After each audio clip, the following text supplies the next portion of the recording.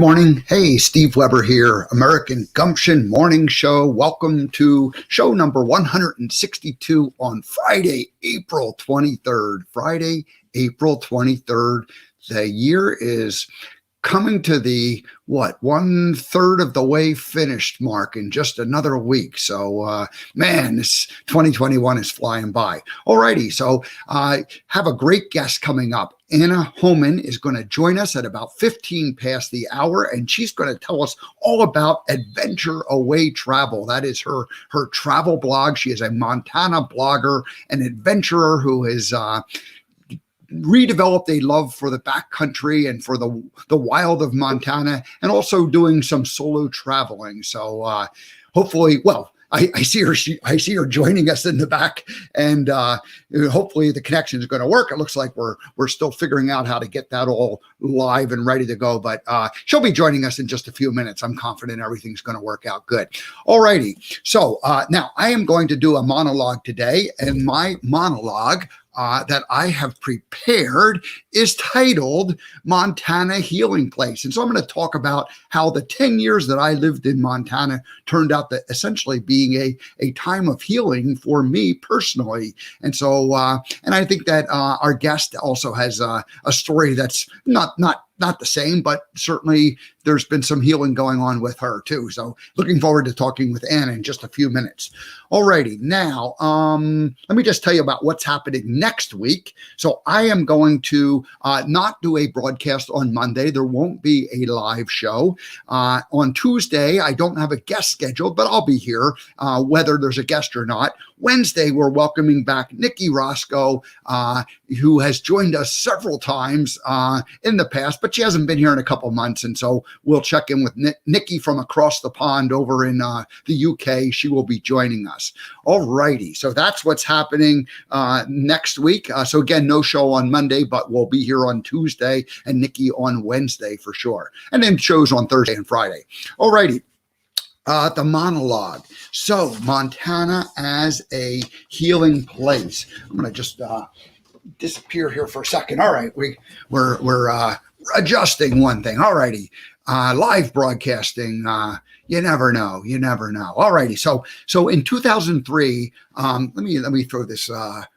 Put that monologue healing place just to start the monologue officially. All right. So Montana is for me, it was the Montana healing place. It was a healing place. And I'm just going to tell you that little story about that. So in 2003, I decided that someday I was going to move to Montana. Actually, I had been, from the late 90s, and I was getting out of California. I knew I was going somewhere, and I wasn't sure where. And ultimately, I decided that Montana was where I wanted to go and live. So in 2003, I started investing in some properties there in Montana and took several trips up there and looked around and decided that the Bitterroot Valley was where I was going to make my home. Now, the plan at that time was that it was going to happen someday out in the future. It wasn't going to happen,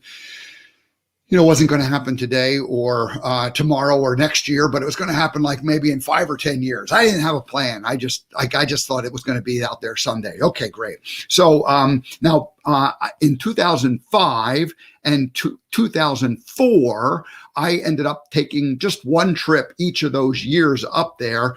And I was missing the place. I liked it. I felt good when I was up there.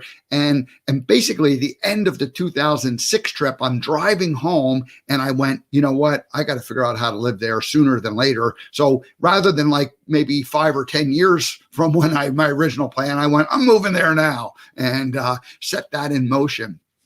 And so anyway, by 2008, I was there. I was living there full time, and I was commuting back and forth to California, working for Bubba Gump and doing other Gump and appearances around the country, and even had some other places around the world. And so anyway, so that's what happened, and we'd all went.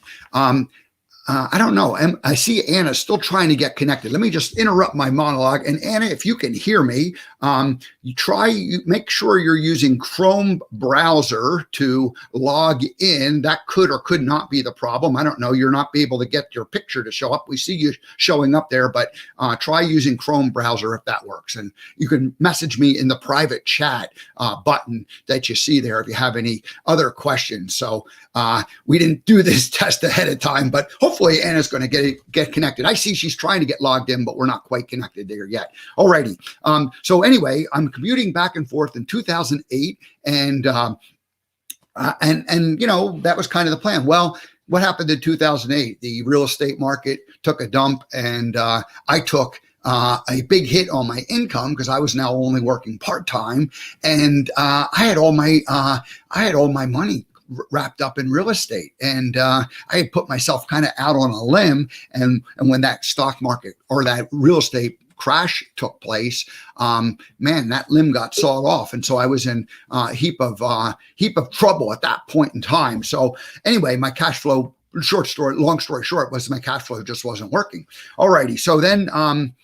And then I had the other thing that happened simultaneous to all of that is that I was in 2003, I had a dream to go to Montana, and I had kind of like a vision of what I was going to do when I got to Montana. And then when I finally got there, 5 years, 6 years later, my plan had changed, and I didn't have as much interest in doing what I had originally thought I was going to do when I got there. And I had kind of a new vision of what I wanted to do. So consequently, I had a whole bunch of tools for a wood shop and for a metal shop. And so I kind of envisioned myself having these buildings and shops set up that I could tinker around and do handyman work and that sort of thing. But what happened was I realized that the Gumption and the whole Gump thing was kind of calling to me. And I thought, I've got to do something next with Gumption, with Gump. And I didn't know what that was, but I was attempting to make that all come together. And really what it manifested into at the time was I was going to be a speaker. I was going to essentially be a speaker and, talk about the life lessons from the movie Forrest Gump and the principles of Gumption, except that I didn't even have that all figured out at the time. I didn't have my message. That was another problem that I realized is I needed to be creative and come up with a message in order to kind of reinvent myself.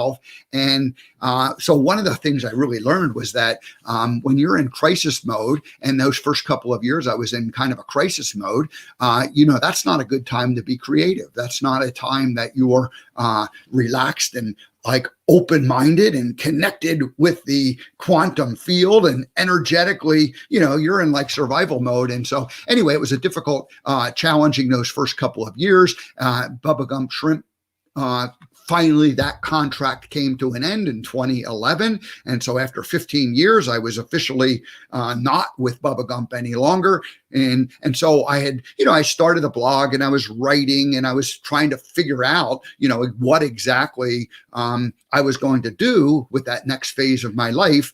But those first 3-4 years were, it was kind of scrambling from crisis to crisis in terms of, getting rid of these properties and managing it. And then also trying to be creative and developing the message of Gumption. And I'll say to my credit, I ended up, kind of forcing that creative mode out of me by writing, twice a week a blog post. And so over those, those 5 from 2010 to, 2015, I ended up publishing about 500 blog posts on the speakinggump.com website.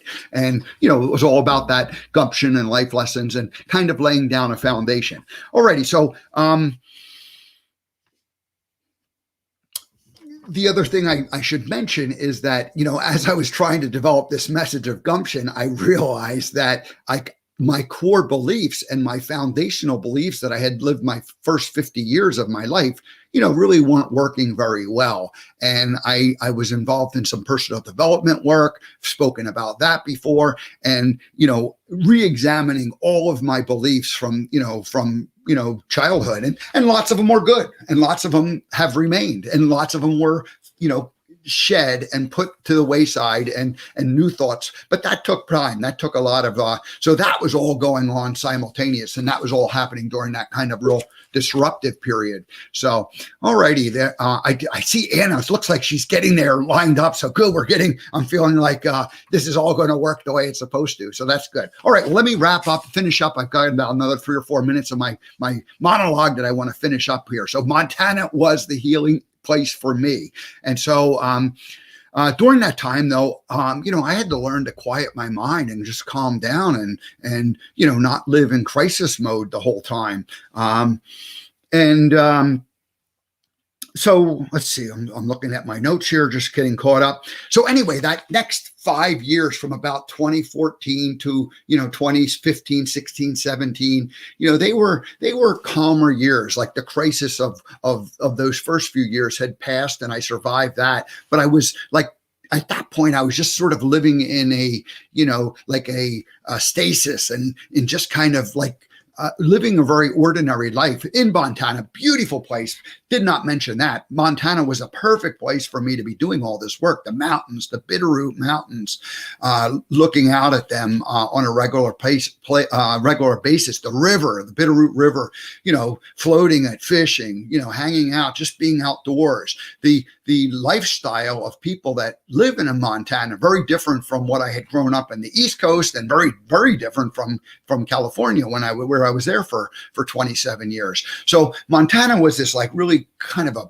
beautiful place for me to just like kind of figure all this out. And I had done the Gump thing for 15 years. And that was, that was confusing in the sense that like, I didn't have my own identity and I was trying to figure out who I was. And so I was doing that in this beautiful place of Montana. So by 2018, I was getting restless and I was starting to feel like, okay, something's going to change here pretty quickly. I gotta make a decision. And like I said, that last couple of years, the first 4 years were in crisis mode the whole time. The next 4 years were kind of in a steady as she goes, but nothing breakthrough was happening. So it was just this sort of existing very ordinary life. And so by 2018, I was like, okay, what's going to change? What's going to change? Well, by the next year, I had decided I was going to get rid of everything and leave Montana and go back out into the world. And American Gumption, which I'm doing today and which is still going to happen in terms of living and working from the road. That was just in that like embryonic stage. It was just developing. And so that was really what I thought. And that for the first time in many years felt like really the answer. I had come up with 100 ideas like, okay, I'll do this. And each one felt good, like a step forward, but none of them felt like, like I was really, committed to. So American Gumption, when that finally came and hit me in 2019, I was like, yes, that's what I'm going to go do. That's the answer. So as I started getting rid of everything, I had to get rid of 3 dreams that I had. And one was 10 years old, one was 20 years old, and one was 40 years old. And letting go of those dreams, like the emotional, like saying that, okay, that's not who I am. I had been like believing that that's who I was, right? These were ideas that I had. I committed to these different ideas. And then you go, no, I'm not going to do that. I don't want to do that. I mean, I'm not committed to doing that. And so you had to let those things go. In addition to letting go all that physical stuff, the tools and all the stuff that I had. I had a lot of stuff. I had a lot of collected, you think, that's part of the false American dream is that you collect stuff thinking that's going to make you happy. And so anyway, went through that whole thing. So this was that healing energy that was going on and coming to an end with the Montana. Now, I had a friend who I told that I was leaving, and he said, "Oh man, I just feel like you're running away." And I remember him, saying that, and I didn't say anything at the time because I just didn't respond to him. I just like went home and I thought about it, and I went, "Am I running away? Am I really running away?" And I went, "No, I'm actually not running away. I'm running towards." And that was the American Gumption, and that was the next phase and the next chapter of my life. And that was the moment. That was the moment when I knew that the work that I had come to do in Montana. And the real reason why I moved to Montana suddenly became very evident. And that was to go through that healing process, that transition from being Gump for 15 years, living in a quieter, like I was a Gump for 15 years in the public spotlight, fishbowl life. And then living in Montana, very quiet, calm, mountains, beautiful scenery, and then doing a lot of writing and getting rid of the, those dreams that I had been holding on to for 10, 20, 40 years that I thought that's who I was. But then I went, you know what? That's not who I am. That's not who I want to be. I don't have the interest in those things. I had all this stuff to go and execute on those dreams, and yet I wasn't doing it. I wasn't interested. So, and then I had to reevaluate where I wanted to go with my life. And so that was really all about it. So when my friend said to me, I feel like you're running away, and I went home and I thought about it and I went, no, I'm not running away. I'm running towards. That was, like I said, that moment when I went, oh my gosh, it's time to the work that I came to do in Montana is now complete, and it's time to go out. But today I'm going to take a trip back into Montana because I have a friend, Anna Homen, who's going to join us in just a minute, and she's going to tell us about adventure away travel and the activities, and she's going to talk about some of the healing that she's had to do over the last few years. So with that, let's change the banner. Let's put Anna's. Oh, we already have Anna's information up there. I didn't have the American Gumption banner. I had Anna's banner there the whole time. There it is, adventureawaytravel.com, and her Instagram account. Anna Homen, welcome to the American Gumption Morning Show. How are you? Good morning, Steve. I'm great. You made it. It was a little challenging for you to get in, but yeah. I think Verizon might be down today. My phone was not working. Luckily, the neighbors let me borrow their Wi-Fi. All right. Well, good. Well, I'm glad you're here. Welcome, and thank you for joining us. I'm excited to talk about adventure away travel, and to hear for you to share your story and the fun things you were doing. You and I met 10 years ago.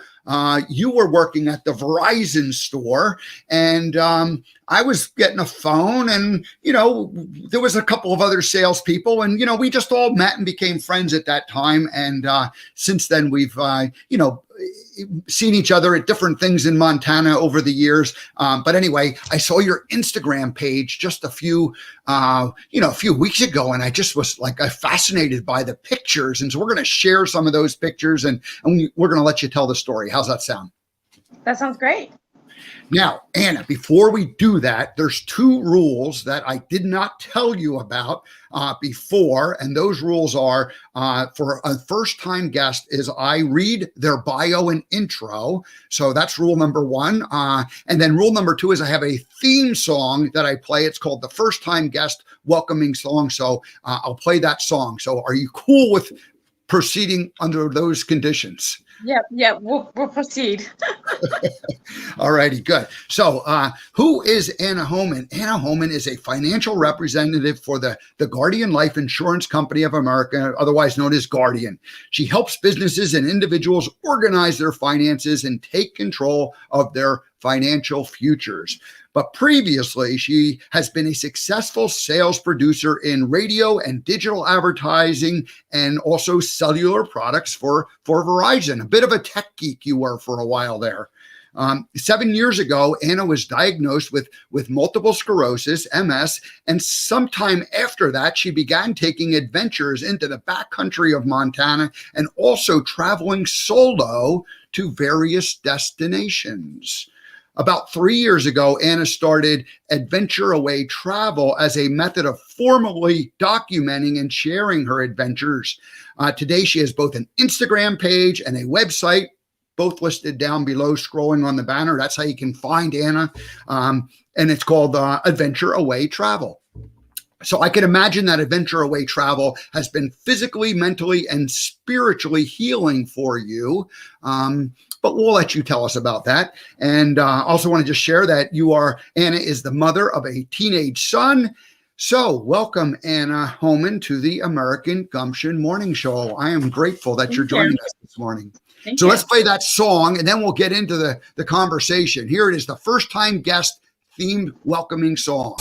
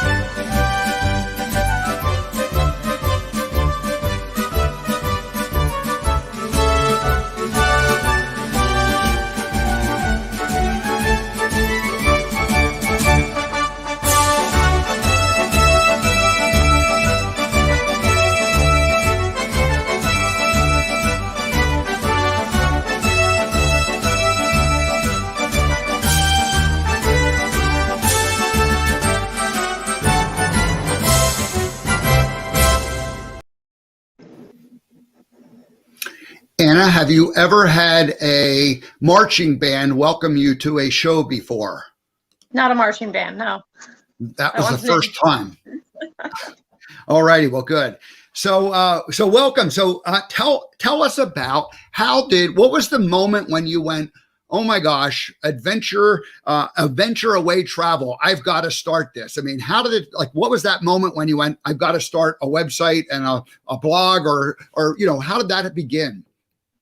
Yeah, it really began because I was doing a lot of adventures just on my regular page. And I remember sharing one specific story and a lot of people asking if I could make it public.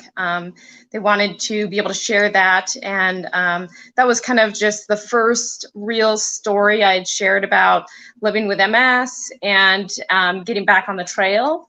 And so it was during that. Whoops.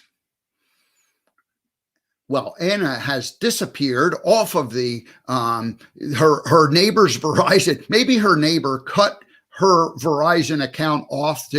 Now she did say that there was an issue, so we hope she's coming back right away, quickly. Looks like she's back. Whoops, nope. So anyway, we'll just like I said, wait a minute or two. The beauty of live broadcasting and the beauty of living in Montana, I might add. Yes, Montana wasn't as digitally connected as some of the other places in the world, but it looks like Anna's back with us. There you are. Good. Can you hear me? I can. Just having some internet issues over here today. Well, let's hope we're going to keep our fingers crossed and hope we can get through this without difficulty. But if it happens, just come back and log in. So anyway, so you were just saying that you had shared about your MS story, and basically you just went, oh my gosh, I got to kind of organize this in a place that people can follow it a little closer. Right. So I just wanted to create a sort of an avenue where it wasn't just shared with friends, that it was available to the public, but then I was able to control the content that I was putting out there. So why don't you share the MS story, because that's not something that you were planning on and looking for. You didn't plan that. What was going on in your life like 7 years ago when suddenly you realized that there was an issue, and how did it all come to be that you became aware of it? Yeah, so in 2013, I started getting sick. I had been having some sort of symptoms over a period of time, some sensitive patches on my skin, blurred vision, things like that. But they weren't things that were like so prominent that they were taking over my life. And so I kind of ignored them for a period of time. And then at one point I got very sick. And when I was coming out of that, I had lost the dexterity in my hands. And so I was dropping things. I just had difficulty picking things up. And I kind of realized that whatever was going on inside my body was obviously a bigger deal than just, not feeling good here, a day or two. And so I started seeking medical help. My diagnosis process was very quick, which was great. Sometimes people live with MS for years before actually getting a final diagnosis. And so that was really a blessing for me. But going into that, like hearing the news that what you're sick with now is going to be one, permanent, incurable, and will likely result in, being paralyzed or in a wheelchair, having some sort of handicap. That was a real identity crisis for me, because I have always been very active. Even, I grew up out in the wilderness, and so always hiking and being out there in the woods. And so that was kind of my safe haven. I grew up in kind of a harsh childhood environment. And so the woods was always like kind of the safe haven for me, and going places and exploring. And so like literally I felt kind of at this point that my life was taking away the very thing that made me who I was. And so I was just kind of entering this position of questioning everything. And I kept on asking myself, like, why am I going through this? You go and everybody tends to do that when they go through a hardship. And at this point I was using a cane. And so I was having enough trouble walking that I was using a cane, and just difficulty getting around. And so like my whole world had changed. And I remember sitting there one day, and I had just this one single thought that changed my entire mindset and attitude. And that was, I stopped asking myself, why am I going through this? And I started asking myself, who am I going to be in this? Like, who do I want to be despite the fact that I'm in this? Obviously, this was my reality already. And so so just changing my mindset around those things. So at that point, I started going to physical therapy, and I started working to rebuild my whole left side. As I was doing that, physical therapy for like neurological things is really tough. And so like I was going 2 to 3 times a week, and seeing absolutely no progress. Like, there was aspects of my leg that I literally couldn't move. And the physical therapist was like, it'll catch, like it will happen. It just takes time. And then it did. Suddenly I could start moving little bits. And then it took like years to really rebuild that. And so like leading into that story that I had shared, I'm kind of introverted. I pass off as an extrovert, but I'm actually really introverted. So I wasn't very public about what I was going through. And so I had started practicing hiking again, and went up. You're probably familiar with Blodgett Canyon. So I started going into Blodgett Canyon and hiking in there. And at first it was like a 1/4 mile was the max that I could do, and then I'd have to turn around and come back. And so having gone from being very active to being able to only hike in a 1/4 mile was kind of devastating for me. But I just kept at it. Like you said, like we can't always live our life according to plan. Sometimes it doesn't follow the plan. But for me at this point, I started living my life according to a purpose. And the purpose was that I wanted to do a little bit better than I was doing right now. And so I just kept on going back, and each time or whatever, sometimes setbacks, but I would hike a little bit further and a little bit further. And I remember making it to this, my goal was getting back into this bridge that was 3.5 miles back. And I remember that day getting to that bridge, and then, but I didn't stop there, because again, I'm living it not according to a plan, not according to a goal, but according to that purpose. So I kept on going, and hiking more and more. And eventually I ended up doing a 28-mile trek from in Idaho that came out at that trail. So at 25 miles into that hike, I again reached that bridge, but this was the biggest hike I'd ever done in my life. And so just approaching that bridge as that goal, and overcoming, from such a devastating portion for me. And then it was sharing that story that kind of inspired me to start the page. You mentioned that moment that you had. Talk just a little bit more about that moment, because I love when like a single thought can kind of change everything. And so you're kind of in that mode of feeling sorry for yourself and feeling like a victim of this whole this like sentence that you've been given, and changing and disrupting everything. I mean, take us to that moment again, and just share a little bit more about that, because that's what we all have the power to do, but it is really hard to get there. And how did you get there and do it? I can't say that it was any specific thing. I've always been a very curious person, so I like to ask myself questions. I like to ask other people questions. And one of those things is exploring who you are inside. And I just realized that I was very unhappy my life. I'd go to the grocery store and people would be like, you should smile more. And I'd have this mindset around like you don't know what I'm going through. You don't know what I've been through and what I've experienced and how much hardship I've had. And so I just had a bad attitude, and I knew that. And so like the very specific moment, there was nothing special about it. I was sitting at the laundromat at the time and waiting for my clothes to dry. And I was just sitting there and just feeling sorry for myself. And I just kept on I realized I was just asking myself the same questions over and over again. And I started thinking about like, what happens? Like, okay, if I find out why I am going through this, like if I actually come up with a reason, it doesn't change anything. Like that doesn't change the prognosis. It doesn't change the outcome. It doesn't change anything. And so just kind of realizing that in that moment, and I thought, well, how would I ask a different question? And that was where I came to the conclusion. It was like, okay, well, I have to determine, like I'm already in this, so I just have to determine who I want to be in this. It's funny because you and I met in roughly 2011 or 12. You were at the Verizon store, and I remember we talking, and I remember being very impressed with who you were. As a young lady, you were just you were just paying attention, and there's other salespeople who like aren't paying attention, who are hanging around, and they're just sort of. And I thought, oh, this girl's good, and I liked you. Then we didn't see each other, but we knew each other through social media for those years. I knew nothing about this, and it wasn't until the Brewfest in 2019, I believe, when I saw you, and I remember looking at you and go, I know who you are, and it was like we didn't know each other instantly, and yet there was like this like kind of reconnection, and there was like aliveness in you, and I thought, oh, she's just the same girl she's just a little bit different, evolved. And yet all that took place. I knew nothing about it. So anyway, congratulations on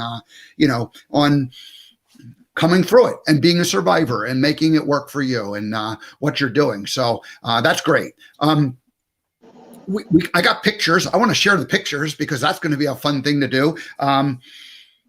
And we'll go through some of the pieces of the story that you told, but we'll wait to get to those pieces, like the growing up in Montana and maybe how like that backcountry was part of the healing process for you, and then just adventuring and solo traveling around. So why don't we go ahead and do a screen share and we can start that? Or is there anything I should give you a chance to? Is there anything else you'd like to say at this point before we start into the pictures?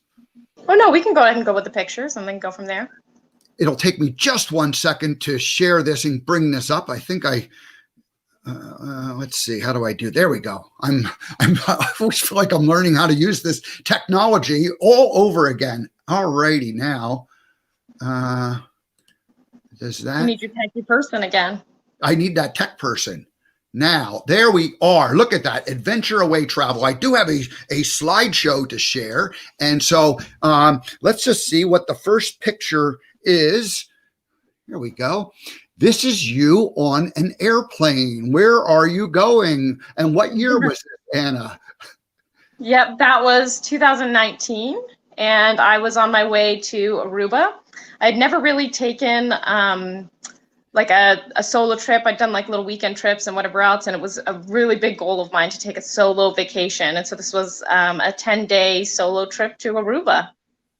Yeah, and here's that you landing in Aruba, and you're at the airport there or somewhere, and you're taking the picture. Let's talk a little bit about the solo trip because that's a pretty big adventure for a single woman to go off and do a solo trip. What was going through your mind? Of course, you're already in a healthier state of mind than you were a couple years earlier. But that was that a big step moment for you? Sure. I mean, I'm always interested in exploring new things. This is just the first time I'd done like an extended stay sort of by myself. And so going into it, there was definitely like what if I end up just hanging out with myself the whole time, which is fine. But also like wanting to do fun things and going out those and just feeling like a little bit awkward. Like everybody else is usually on vacation. They're with other people. The truth is I got there, I went down to the pool, there was a little bar there, I met some people, I didn't have dinner by myself even one time while I was in Aruba. I met so many people along the way. And that's what's beautiful about solo travel, is that you learn so much about yourself and what you actually want to do when you're doing it. You know, when you're there with a partner, with family, you're kind of checking in with them, finding out what they're wanting to do. And so as you're going out, like, everything's about your choice. Everything's about just analyzing what you want to do in that moment. And so I met some wonderful people over there, and I just had a fabulous time. It was really wonderful. Yeah, it's funny because sometimes we're more adventurous by ourselves than we are when we're, with a group of people, because you're like waiting to see, how do you try to get the whole herd to go in one direction? And yet when you have the freedom to just sort of turn on a dime and go somewhere, you meet some incredible people.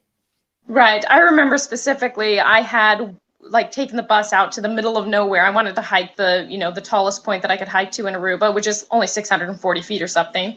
It's just stairs, but I wanted to hike that. So I had taken the bus out there and walked out there like an extra mile. I came back, there was a dog, some stray dog followed me back and tried to get on the bus with me. It was just a funny thing, and I got back to the bus stop. I was sitting there on the side of the road. I bought some grapes from the little store. And I'm just sitting there eating them. And I was like perfectly content. And I wasn't sure if the bus was going to come because it was Sunday. And I was like, I don't know, like this might be the end of it. And then I'd have to hitchhike back. I don't know. I forgot to check the schedule. And so I'm just sitting on the side of the road, but just like 100% perfectly content, because there was nobody else to please. There was nobody else that I had to look out for or whatever else. And so I could just like really, truly be present and enjoy the present moment without having to be concerned about anything. Yeah, I've had several friends who have done solo traveling, and there's obviously, women have to be a little more aware in certain ways than men do, but we all have to use common sense when we're out there traveling and paying attention. What did you learn about just using your common sense and your awareness of where you are, and to keep yourself, in a good space, good, healthy place? Yeah, so a lot of it's pretty much common sense, I would think, but maybe stuff that you wouldn't think about. Like, don't tell people where you're staying, like where you're staying on the island, and don't always tell people that you're traveling alone until you've gotten to know them a little bit. And I have a pretty good sense for people, and so I've never really run into particularly sketchy situations. But I don't know if there was a specific lesson learned, other than I realized that when I do travel with other people and I spend time with other people, I kind of allow my concern of what their experience is like to rob me of my joy of the experience. And realizing that you have your experience is your responsibility. Like, I can contribute to that, but it should be done in a way that like I'm contributing because I want to and I enjoy it, and not because of like this obligation. And so being able to come back from that trip, the real lesson learned was learning to not let sort of this responsibility of other people's happiness steal my joy.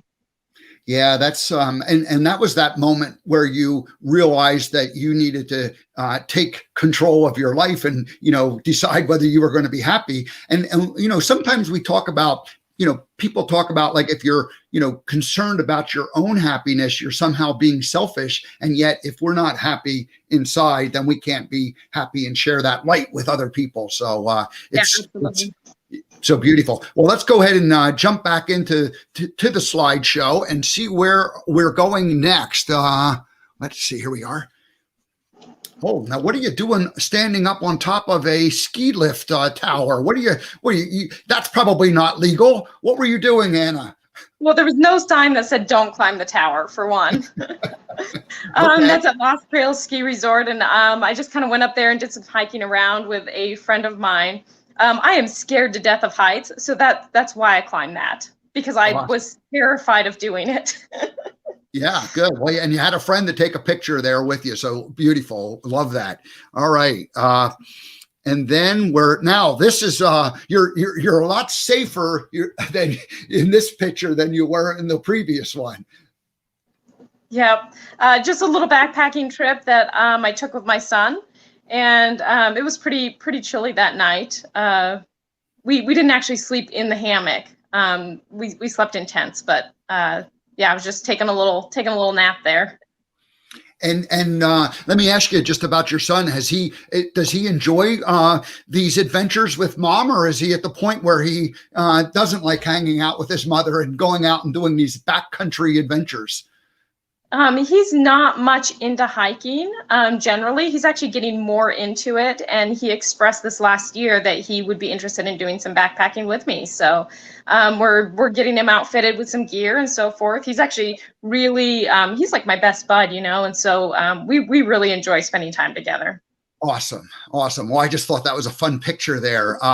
And then, of course, you're drinking a beverage called nude. Right, you're showing my nude pics. Yeah, right. Of course, we'll throw a little sex into the pictures just for to get the audience's attention. Where are you? You're kayaking. Where are you in this picture? This is in British Columbia, Canada, and this is actually one of my favorite places to go. Is White Swan Provincial Park. It is just one of the most beautiful lakes that I have ever seen, and British Columbia is just amazing. And I'm kind of a little bit in love with Canada. So it's a place that I frequent quite a bit. Montana is just south of Canada, of course, and British Columbia, catches the very northern part of it. How far up into Canada is this? This is maybe only, well, I'm not sure on the miles, but it's like 6 hours from the Bitterroot, where you were living. So essentially you just follow Highway 93 all the way across the border, and then it's probably an hour and a half into Canada. So not that far away, but beautiful lake there you are. Obviously it was summertime when you were taking that picture. Yes.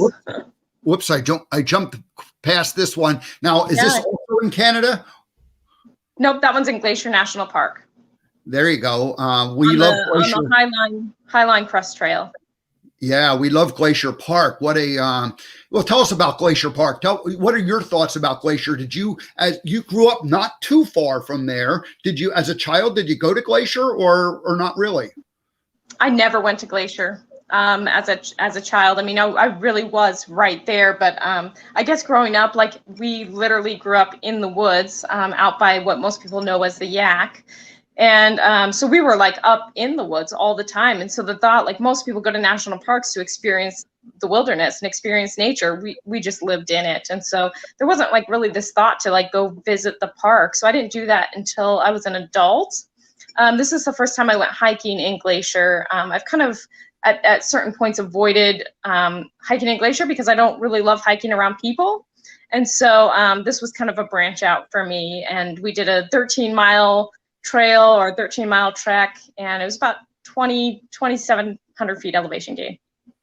When you're out there hiking now and you see people, I mean, do you like seeing them and stop and say hello, or do you kind of just what's it like when you meet people on the trail out in the middle of the backcountry? Yeah, so some friends of mine say that I have a magnet for weirdos, and so sometimes I'm not always the one that stops and talks to them, but people will stop and talk to me. And I meet extraordinary people all the time because they'll kind of pull me aside and they'll start asking me weird questions. And I'm a highly curious person, so I'll sit there and talk to a weirdo as long as they want to talk. All righty. And now this is a picture that I think was just taken last year. Is that correct? Yes, this was just last fall at a local apple farm. And why were you out there helping pick apples? What was going on in the country at that time that you needed to be? Right. So this was all during COVID, and because of the COVID restrictions and so forth, a lot of these little farms typically bring people in from other areas to pick the apples. And so because of COVID and restrictions and things like that, they were having difficulty getting staffing to come out and pick those. And so they were about to like lose their crop. Like they're just a few people, running it, and they were about to lose their crop. And so I recruited a whole group of us, and we went out there and picked apples for, I don't know, half day. And, I think we figured out that we picked 3 tons of apples. Wow. You said you recruited the people. How did you learn about the story of the farmers or the apple growers needing help? I mean, was it something that you heard on the radio there in the Montana, or how did you hear about it? No, I'm just a big networker, and I'm big into volunteer work, and I'm really good at at motivating other people to contribute. A lot of times people just want, people want to contribute, but they don't really know how or where to. And I'm just really good at facilitating those things. And so there was actually two separate people that reached out to me about the situation and just told me about it. And so I just got a group together and organized that. Awesome. Awesome. You are you're living your life with gumption, Anna Homen. Now I know where this is, but tell people about the 1,000 Buddhas. Yeah, this is Garden of 1,000 Buddhas. This is so funny because it's like in the middle of Arlee, which is barely a town. And but then you just have this beautiful garden just right outside of town, and you would never really know it's there unless you were kind of looking for it or knew about it. But you walk in, there's all of these Buddhas everywhere. There's a really big one at the center, and it's more of a meditation type spot just to go walk around, meditate, and it's just really beautiful. I think when it was originally opened and dedicated, the Dalai Lama even visited and helped to initiate the launching of it. So yeah, what a great place! Yeah, I didn't know that. Yeah, our friend Joan Zen, I think, told me that story. So yeah, interesting. Yeah, so now I know I have taken pictures of this barn too. That's Blodgett Canyon right behind it. Just probably you were just out for a morning drive and you snapped a photograph. I was. The sun was coming over the mountains and it just looked really beautiful that morning. So I decided to take a little detour instead of driving, straight back home after dropping Levi off or dropping my son off. And so just took a little detour, but of course that canyon is the one that I told you about, from that hike, and so it's kind of a special place for me anyway. So having that canyon in the background of that, the barn, and just really pretty. They don't make barns like that anymore, do they? Well, they would be new. All righty, and now this picture, you were obviously it was a little snowier there. Where are we at here?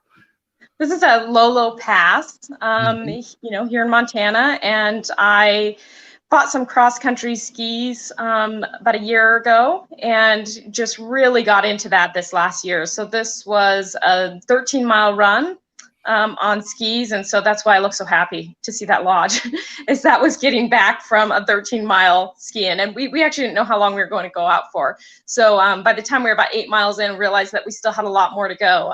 That was not the intention, but we endured and we did it. At 8 miles, your smile wasn't quite as big as it was at 13 miles. Correct. Awesome. All righty. And now I think it's still winter maybe, but you're jumping in a hot spring. Mm-hmm. This is Weir Hot Springs up Highway 12, kind of real close to that, where that last picture was. This was, I think, fall maybe. And I'm a big hot springs person. I love to visit hot springs. I love to find new hot springs. I'm always looking for those opportunities. And so this is kind of one of my favorite go-to spots that's close by. Awesome. And now we're getting into the area of Montana where you grew up from. What is the lake and the bridge behind you? Yep, so that's Lake Koocanusa, which is a reservoir that's, I believe, close to 80 miles long. And that bridge in the background is about a half-mile long. And so this is a trip that I took in January, kind of back home. And this is the first time I'd really been back home in a lot of years. And so this was very cathartic for me, was to go back and to visit that area and to do it kind of with an open frame of mind. This is the first time I went back by choice, not because I had to go back for a certain event or something, but that I actually went to go visit by choice. And is the family still back in that area, or is part of the family still back in the area? No, we still own the land that I grew up on, but nobody's living on it currently. All righty, good. And you obviously found an old train. Where was this? This was in Eureka, Montana, which is the closest town to where I grew up. It's still a very small town, but this was essentially where we had to drive to get supplies when I was a kid. And how far was the cabin, which I think is the next picture coming up, from Eureka? How far was that drive for you to get supplies? Yeah, it's about 30 minutes. 30 minutes, yeah. So was there a school in the town, or did you have to come in this Eureka for school? No, there was no school where I grew up. In fact, it's so small that it has to borrow a zip code from across the lake. So there was no school there. The bus did come out and bus people out. I was actually homeschooled, and so I never really left the property for school. Wow. All righty. And this is the on the lake coast. Say it again. Lake Kosanuka. Koocanusa. Koocanusa. Okay. Is this Yep, Lake Lake Koocanusa? Koocanusa. It is, and this was my favorite beach to visit as a kid. It's pretty extraordinary. I mean, to have just such a massive area of sandy beaches and the mountains in the background, it's just this beautiful reservoir. For this being the closest water access point growing up, it's truly an extraordinary spot and probably the most beautiful beach I've ever seen in Montana. Awesome. Very good. And this is the cabin that you grew up in. Yes, and this has been fixed up since I was there. Growing up there was pretty rustic. Like all the doors and windows have been replaced. It used to just be kind of like plexiglass that had been siliconed into the window frame. And for years, like we didn't have chinking between the logs, and so there was just like insulation stuffed in, and it was pretty rustic. No electricity, no running water. You had to go out and use the outhouse at night or in the middle of the night, and had all kinds of animals out there. Kind of a funny farm. Yeah, that's you mentioned and we don't have to go into much detail, but it wasn't like a childhood like with great joy and great memories. There was a certain amount of dysfunction and like bittersweetness about it as you reflected on it, and then you went back and you feel like you've been able to kind of put that in the past. Maybe just summarize like that whole experience of going back and kind of expunging some of those memories that weren't so happy. Right. So I kind of grew up very avoidant and just kind of, the moment that I left that property, I just thought I'm not ever going to think about it again. And I was there was a lot of shame kind of around the way that I grew up and sort of the circumstances around my childhood. And so I just, kind of closed that off entirely. And just the same as exploring a trail or a new city or those things. Like I've always focused so much on exploring. And so going back to this property was about exploring something inside myself and revisiting those places. And so this was the first time that I really went back. I went with some really close friends and shared my experience with them. And this was the first time that I was able to share that experience with no shame. Just recognizing it wasn't so much about putting it in the past. It was actually bringing it to the center and realizing that this is part of who I am. And this is part of what made me who I am and made me such a resilient person in general. But to be able to give that the recognition it deserves and the recognition of the progress that I've made, throughout the years. Yeah, that's great, and I appreciate that you shared that. And we all carry childhood memories with us that, whether they're real or not, they're real for us, and we imagine them being so much worse or so much of a burden, and then we carry them through, or we don't or we kind of hide them and carry them through hidden. And so when we finally bring them out into the light, it allows us to just move forward in a healthier way. So congratulations on that. All righty, let's see what else we have here. This is just a fun picture. Yeah, there's actually an entire blog piece about that one picture on my website. So people will have to go to the website and read your blog to see how about the ice sculpting that the wind had just carved into the ice there around a mountain. So corner. beautiful, and that's hard to tell the size of that, but that's probably 25 feet tall. Well, yeah, great. And I loved this picture just because three things are going on. There's fire in the front. You've got the tent, your green tent lit up with a light inside, and you can see the blue sky peeking out through the trees. And I just thought that was a beautiful picture, the way you framed it. And, you got the three different distinct colors with the black all around. So pretty nice. Yeah. Thank you. And what you might not notice at first is that that's actually all snow. So that fire's built into the snow. The tent is on top of the snow. So that's all camping right on the snow. Where were you for this picture? Where was it you were camping? It's an area near Painted Rocks Lake, and Okay. so we had hiked into a trail, Little Boulder Trail, and hiked in there a little ways. Awesome. And that was this year, just this past winter? Yep, just this spring, yeah. And Nice. some snowshoe backpacking. Well, again, adventureawaytravel.com is Anna's website, and the Instagram page, I think the same, called Adventure Away Travel is their Instagram. And I just went and saw these pictures. There's like another, 100 pictures there of your travel. So people should go and enjoy it. One thing you do, I noticed, is that you don't, there's always, there's pictures of the scenery, and then there's pictures of you, but you don't have other groups of friends in it. Tell us, why did you end up doing that?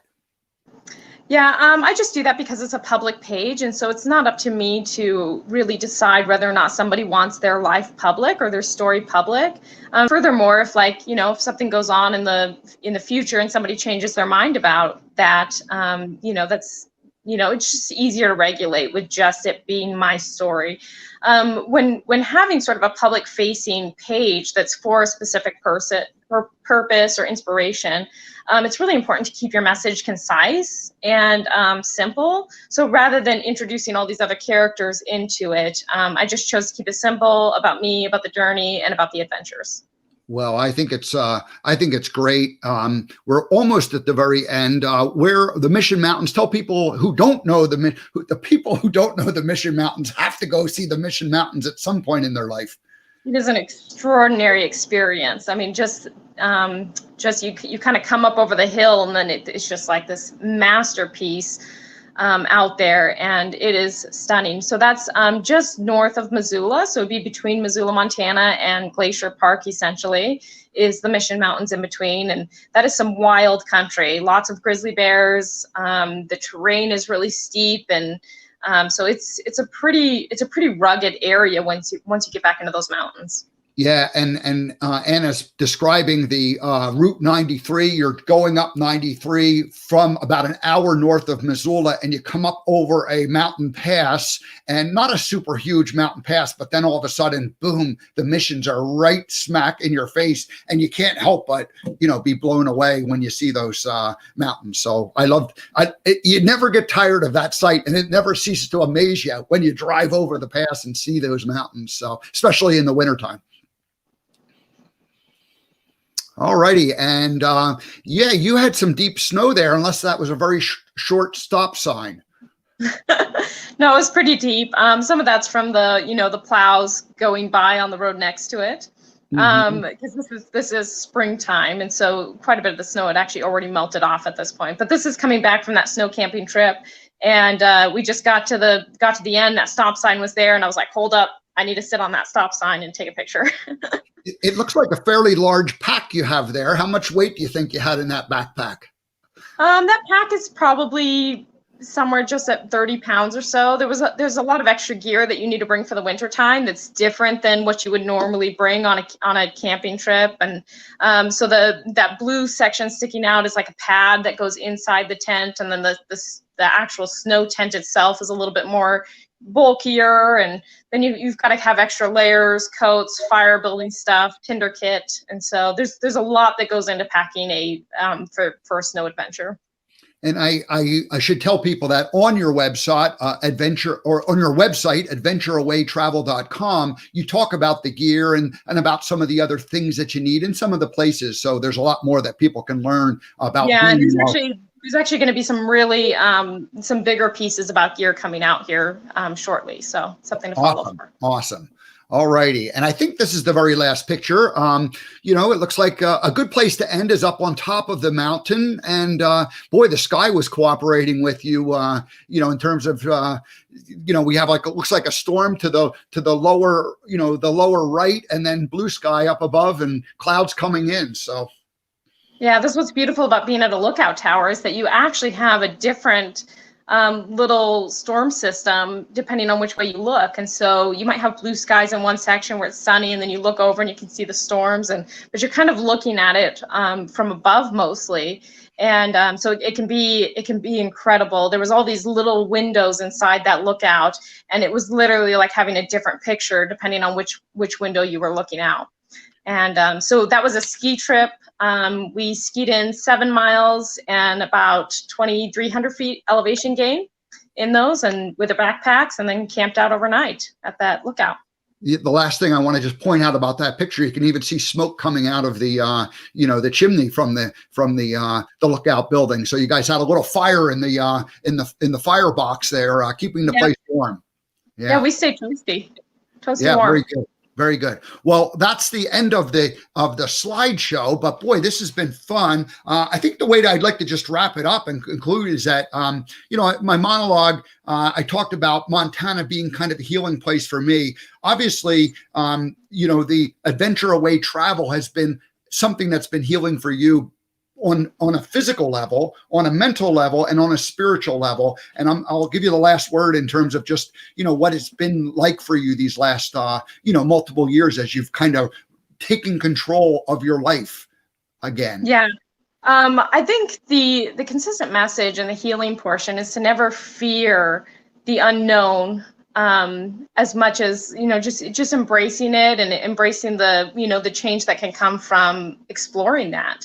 And so whether you're exploring a trail, or whether you're exploring a new city or a new restaurant, or just a new meal, like something as simple as a bite of food, just those little explorations can do wonderful things for your heart and for your soul, and just can be incredibly healing, especially I think if you can do them while being present. Because you can go and you can do a lot of adventures and so forth, or you can go out and you can even do something on your dream bucket list. But if you're not present when you're doing it, then you're just going to come away with some pictures, and you're not going to really have the full experience that could have come from that. Yeah, that's a great point, because I've done trips where I'm so interested in like documenting and taking pictures of it that you're not actually, experiencing what's going on. And then there's other times when you just like focus on experiencing it, but you don't stop to take the picture of the stop sign that's buried under snow as you're leaving. And so, balancing that. I mean, I just love what you're doing, and I'm going to continue to follow your Instagram page and see where your travels take you next. And I'm really grateful that you joined us, and just want to say thank you so much. You're an inspiration. Thank you, Steve. All righty. Well, we'll say goodbye. We'll bring you back again sometime as you have more adventures and you can tell us about what's going on in your life. But we cannot play the first time guest welcoming theme. The marching band has been put away forever and ever. So anyway, thank you so much, Anna. Thank you, Steve. All righty. Well, that was Anna Homen. I am grateful that she joined us. I just saw her Instagram pictures and page, and I went, oh my gosh. And of course, I've known Anna for about 10 years and reached out and said, hey, let's just come on and we'll talk about it. And she was gracious and kind to share that. I did not know the story about the MS until today. Just read about it on her website a little bit. And so anyway, I'm just really grateful that it all worked out that way. So alrighty, that's it for this week. We're wrapping up. We'll see you next week. I'm not going to do a show on Monday, but I will be here Tuesday. On Wednesday, Nikki Roscoe comes back to the American Gumption show, and then we'll do shows Thursday and Friday as we kind of resettle back into the routine after my 3.5-week drive across America. All righty, that's it. See you on Tuesday.